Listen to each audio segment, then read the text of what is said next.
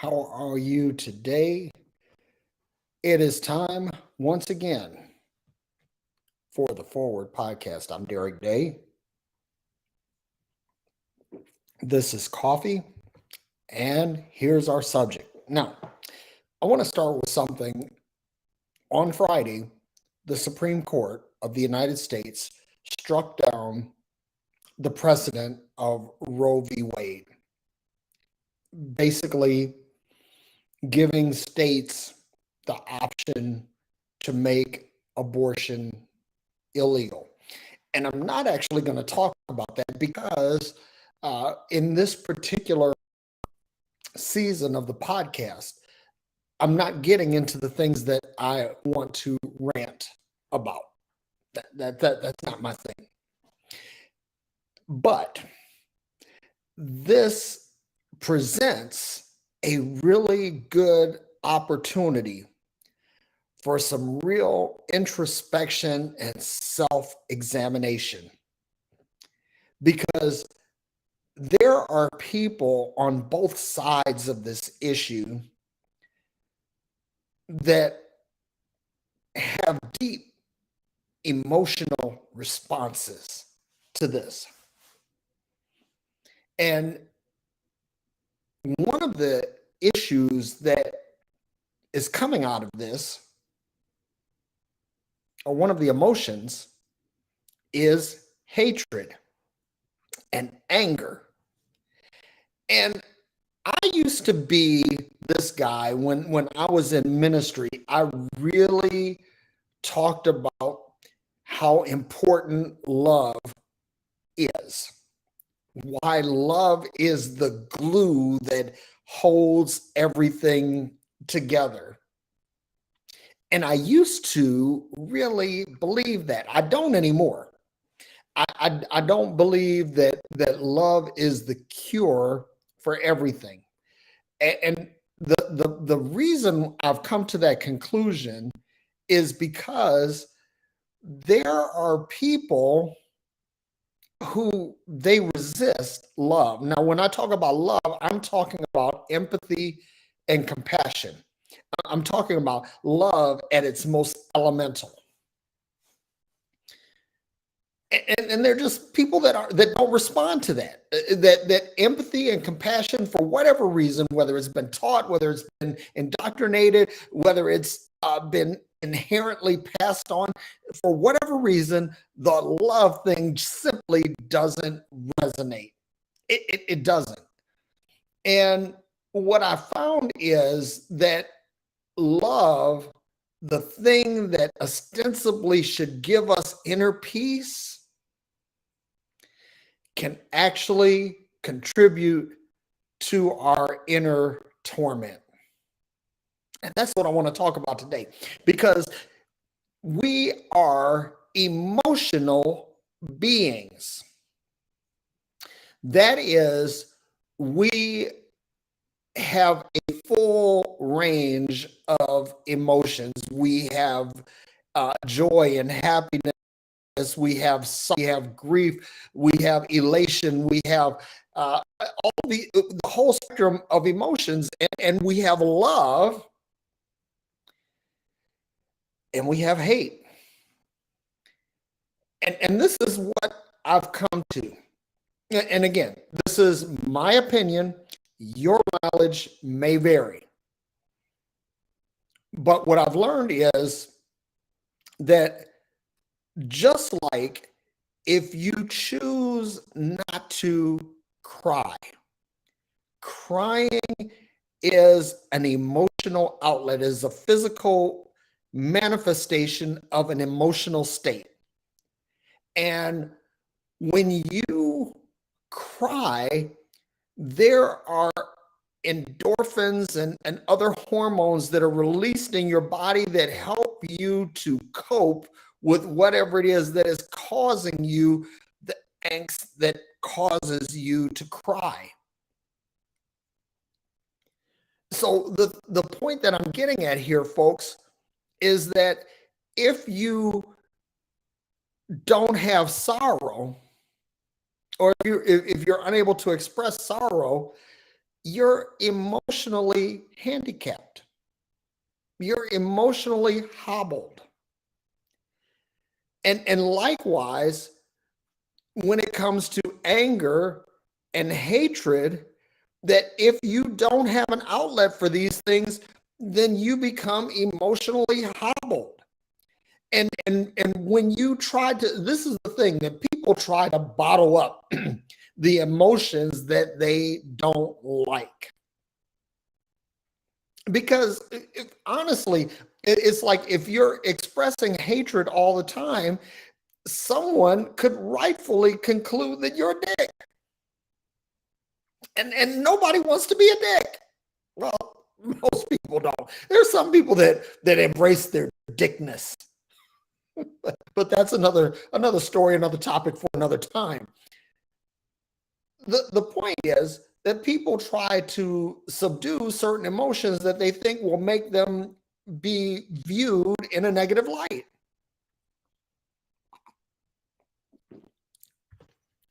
But the reality is that if you don't have an outlet for these emotions, you become emotionally constipated. And just like how physical constipation will lead to health problems over a prolonged period, emotional constipation, spiritual constipation, intellectual constipation, creative constipation will lead to some serious mental issues. And that's what I want to get at today, because there, and I really hate that I have to pull something out of the Bible, because I'm really so anti-Bible these days. But there is something in there that says, "Be angry and sin not." In other words, you can be angry and not cross over into doing something that's harmful to humanity. If you're angry and it causes you to pick up an assault rifle and kill a bunch of school children, that is not a healthy outlet for your anger. Or if you are, you have hatred toward people and it causes you to drive over people at a protest because they're supporting something that you hate, those are not good outlets for hatred or anger. What is good? I know the writer and activist James Baldwin. James Baldwin had a lot of anger. I mean, you could even say this cat had anger issues, but what he did is he channeled his anger into his writing, into his speeches, into creative things that caused people to see his anger, but the anger was not harmful. There was no lasting harm done by the manifestation of his anger.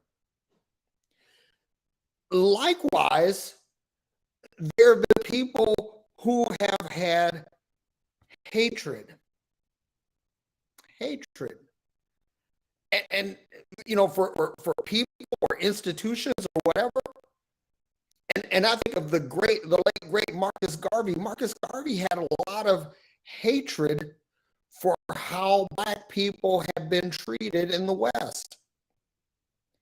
And so his hatred for those institutions that oppressed and disenfranchised Black people, he turned that into something where he was trying to repatriate Black people to Africa. In other words, he found a positive outlet for his anger, for his hatred. And likewise, there are people like Mike Tyson. Mike Tyson channeled the anger of his childhood and the hatred for how he had been treated by the criminal justice system, and he channeled that into his boxing craft and became one of the greatest heavyweight fighters in history. Bruce Lee, the late great actor, philosopher, and martial artist. Bruce Lee had hatred for the people who had oppressed the Chinese. And if you watch his movies carefully, or if you read any of his books, you'll see where he was really troubled, that this caused him a great deal of angst. But guess what he did? He put that into his writing. He put that into his acting craft, and he certainly put it into his martial arts, and it made him great. In other words, these individuals all found an outlet for their anger or their hatred or both in ways that became creative and helpful to humanity. Because again, what happens is, if you don't have an outlet for hatred, if you don't have an outlet for anger, then what happens is these things remain bottled up within your personal space, and they begin to eat you alive. These things will ultimately destroy you. And here's the thing: people have said to me, they say, "Well, Derrick, you're talking about hatred and you're talking about anger, and these things will eat you up." Because see, that's what religion teaches. Religion doesn't want you to be angry, and it doesn't want you to have hatred, because if you have these things, you are not easily controlled. See, here's the thing: that a person with a full spectrum of emotions and complete command of those emotions is someone that cannot be easily subdued.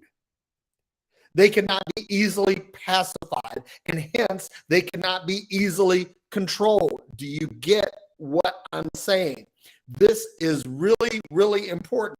And so when it's so funny how there are a lot of white people that like to quote Dr. Martin Luther King Jr. and say, well, this is how how you should protest as a black person, because he was a man of love, not a man of hate. And let me stop you there. That if you read the letter from a Birmingham jail, you would know the hatred that Dr. King had for the institution of segregation. You would know the hatred that he had for the religious people that did not speak up on the topic of civil rights. Dr. Martin Luther King Jr., even though he preached love, he found an outlet for his hatred and his anger. And yet, and still, the man is considered to be a hero, and which is funny, because he wasn't considered a hero while he was alive. At the time that he died, 75% of Americans considered Dr. King to be a threat to the country. That they considered him to be something that was dangerous, or that he was polarizing, that he caused division. and yet, there's so many people that want to make Dr. King their go-to when shit gets sideways. But this is a man that was in complete control of his hatred and his anger. I'll give you some more.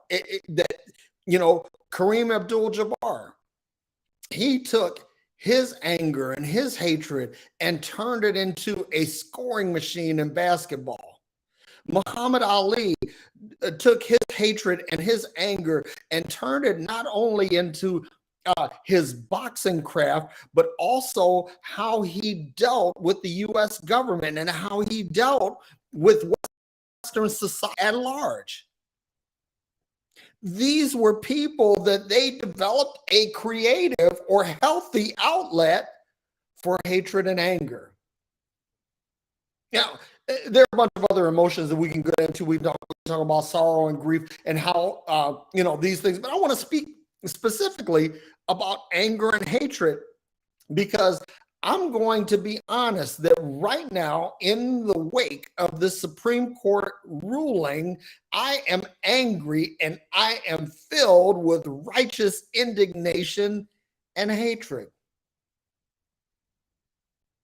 However, what I'm not going to do, I'm not going to go around physically assaulting, shooting up, or otherwise causing harm to any members of humanity. What I am going to do is I'm going to use the platform that I have in my podcast, in my blog, in areas that I do have a sphere of influence. I'm going to use this anger and this hatred to try to bring about change so that people don't have to suffer. And here's the other thing too, is that when you show others, because see, people don't care so much about what you say as much as they care about what you do. And when people see how you are effectively able to channel, control, and creatively express anger and hatred, people will see that they are not limited, or that they don't have to hold in these emotions, that they will see you by your example leading on how to properly express these emotions. And this is so very important, because one of the reasons why people go out and commit mass murders is because the anger and hatred that is causing them to do that, they have never had a paradigm or a proper model for how to express anger and hatred in ways that are not harmful. And because they don't have a template or a paradigm to operate against, they begin to act out in an uncontrolled manner. And this is the problem. Because see, if you don't develop an outlet for this, because there are some people that say, well, I'm just going to subdue my emotions. I'm going to walk in love in spite of. I'm going to choose the way of peace no matter. Listen, that is fine, except what happens is you're trying to subdue something that's a natural part of the human psyche. And again, just like if you say, I'm not going to take a shit,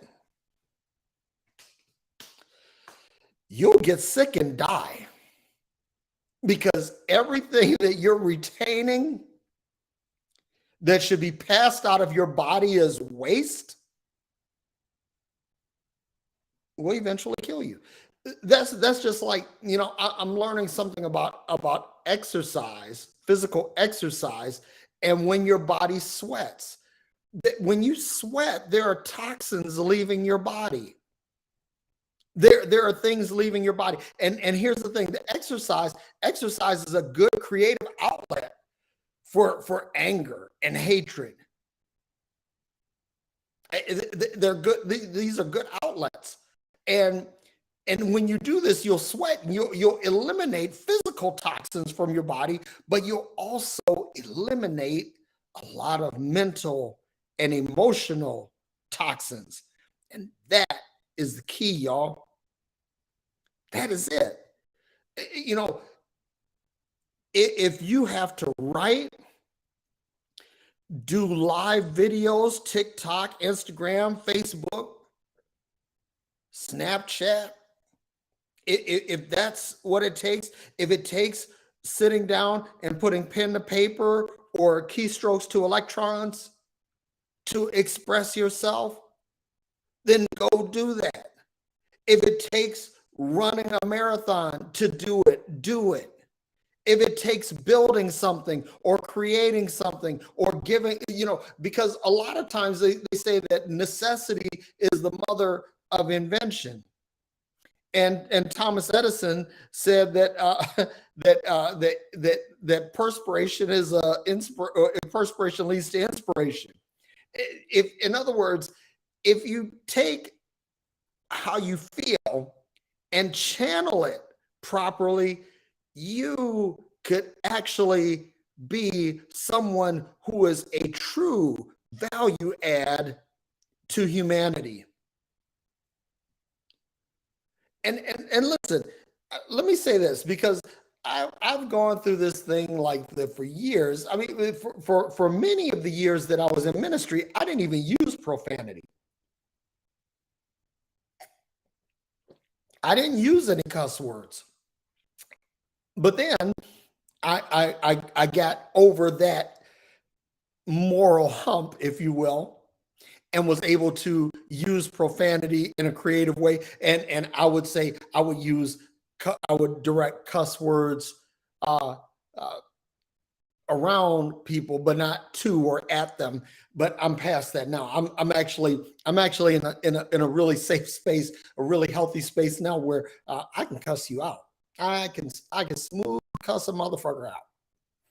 And that, to me, is far greater than resorting to physical violence, you know. And I've been in that space in my life too.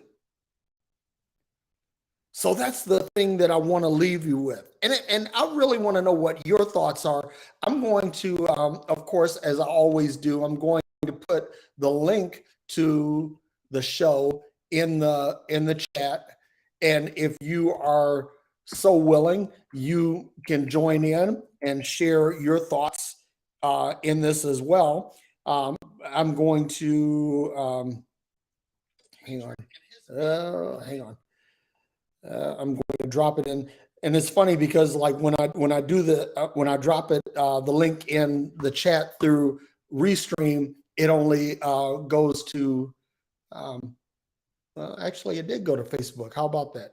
As normally it would just go to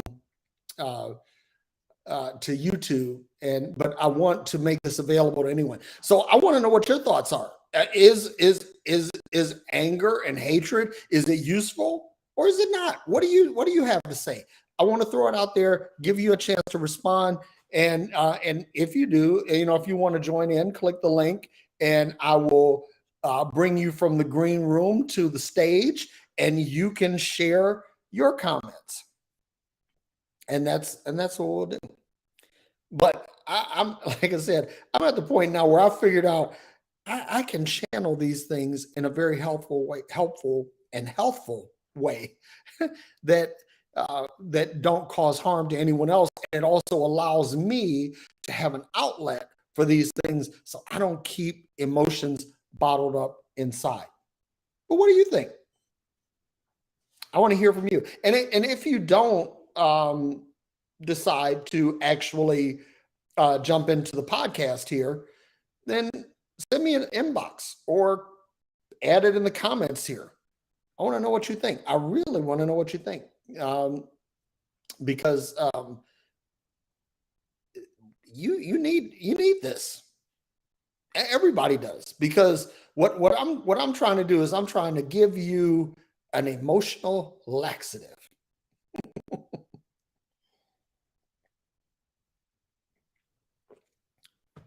So while we can do this, let's go through the comments and see. C. Rodriguez, thank you for joining in. Ben Urban, always good to see you. Sandra Whitley, good to see you too. Ben says there is no hate like exclusively religious love, and I agree with that. Mola Bodigello, thank you for joining. Sandra also says society doesn't want you to be angry either, especially if you're a woman. That right there, that's almost an entire topic on its own. Tender Anna Hart says, good morning.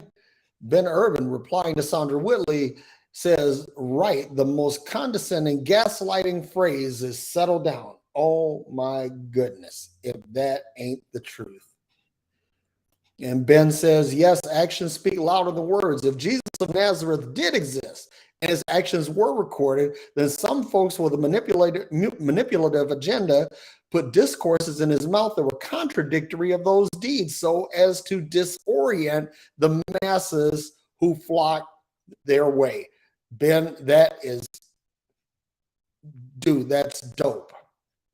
And then also Ben says, I can't imagine a time that Saint Swear Words was Mr. Squeaky Clean Tongue. I was that guy. I was that guy. But yes, I am Saint Swear Words now. I am also the F man because I have no filter on using the word fuck. Okay.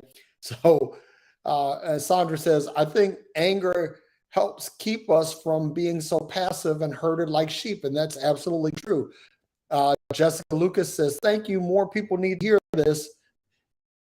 And Sandra Wren says, settle down and calm down. So yeah, those, all of those things. But listen, it looks like nobody else wants to join in, and I can dig it.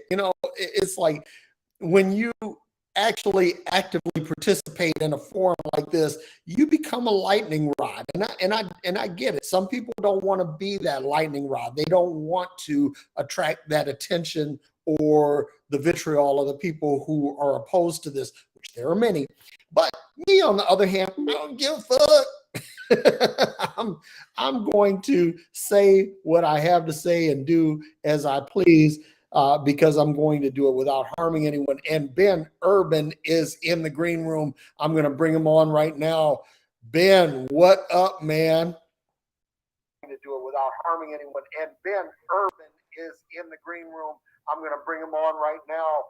Ben, what up, man? Hey, Derrick. I'm so glad you came on today, man. I wasn't sure if you were going to. Yep, for some reason, we got an echo. I don't know. Oh, I'm sorry. I forgot to close the. Hey, Derrick. I'm so glad. Aha, there we go. Okay, there we go. Yeah, I'm so glad you came on today. I wasn't sure if you're going to be able to. Well, you know what? There was a part of me that didn't really want to, but because I didn't want to, I felt like I really needed to. So that's why I'm here. Well, this is a great topic, and I want to say I want to address both hate and anger separately because I feel like with hate, I'm really careful. I really want to be careful that I don't hate anybody if I can help it. I mean, there is justification for hate in some places for people, specific people, or institutions of people. But I like to stay away from the idea of hating the person so much. It's kind of like the whole hate the sin, not the sinner. Well, I feel like hate the institution, don't hate the people, because for the most part, they're probably, if they've been born into it, especially, they don't know any better. And they're just pushing the same thing they've been indoctrinated into. So I try not to hate on the people and focus on my attacks or on the institution that made them this way. And I'm just trying to help them maybe clear their mind, to like what the truth really is, or what I mean, at least, how I see that their truth is in fallacy.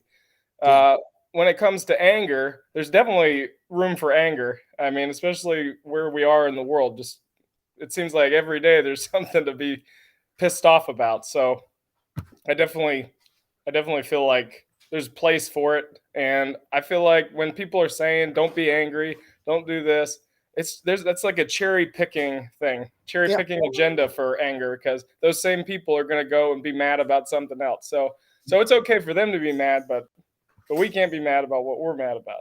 Yeah. And I think that's kind of ridiculous. So it's definitely a hypocritical thing for anybody to say, you can't be angry. You shouldn't be angry. Well, and this is the thing, like that what hatred has done for me is I used to be in this mindset that I'm going to stay connected with people even though they're they have thoughts or beliefs that are harmful to me. But I've said no. I said for my own health, I just have to say fuck them and move on. I don't need to have anything to do with anybody who aims to harm me in any way. I don't owe them anything. and the Bible verse is, owe no man nothing but to love one another. And I'm like, nah, I don't even need to do that. I mean, it's like basically, I'm at the point now. Hey, what's up, Beth? Hey, I just want to say hi. Okay, appreciate you sticking your head in there. That was great. Yeah, she just got back with Luca from dropping off Asa with his grandparents. So okay, right on. Hi. And here's Luca. Hey, Luca, how you doing, buddy? Good. I'm free. You're 3. He's free too, so that's good. Yeah, I'm 20 times that. It's a lot. My boys are here. What's that? I like my voice. He's talking about his stuffed animals. Yeah, I've got. I'm in my office and I have all kinds of toys. What are you drinking? He asked you what you're drinking. Oh, what am I drinking? Coffee. Because it's too early for booze. Right. But some people would say, hey, it's 5 o'clock somewhere. Right. Some people like a little booze in their coffee. Yeah, like it's Sunday, so really a little bit of Irish cream might not have been a bad thing. But I wanted to be, completely clear for this particular session. But yeah, Ben, I appreciate what you say, and again, I think that you're one of those people that understands how to properly channel anger, and people are seeing that. And it resonates with them. Some of the posts that you make, they resonate broadly with a lot of people because in it is a very how can I say it, a very soothing and helpful way of channeling some of that anger. So I appreciate you. Well, thank you. I appreciate you. And to answer that, I definitely feel like for me, I really try to be objective and be fair and not generalize anybody or do anything like that.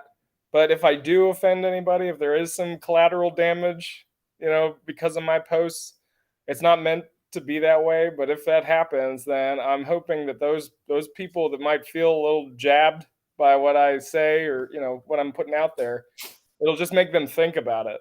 And if they feel like they're jabbed, maybe they need to reevaluate their own views. I'm not saying they need to believe like me or behave like me or associate with people like me. I mean, I just think, it's important to dialogue. It's important to put your thoughts out there. And, some people don't like that. Some people think who are you to put your views out there and, carry on? Why should everybody listen to you? And I'm not saying, hey, I'm not trying to indoctrinate people. I'm not trying to get them in my club. I'm not trying to start a religion or a political manifesto or any kind of thing. I'm not trying to get something going like that. I'm not.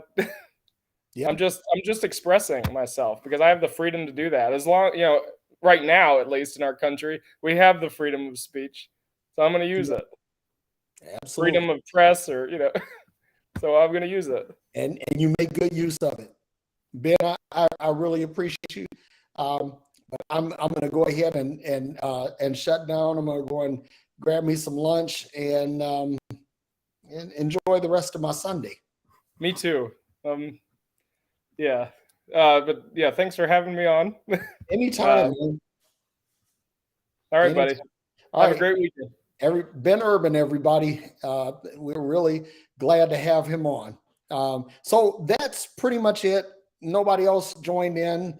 But hey, every Sunday when I do this, I'm going to put the link out there and you can click the link and you can join in and you can have your say because I really want to hear what you have to say. So in the meantime, may you be happy, may you be well, may you be filled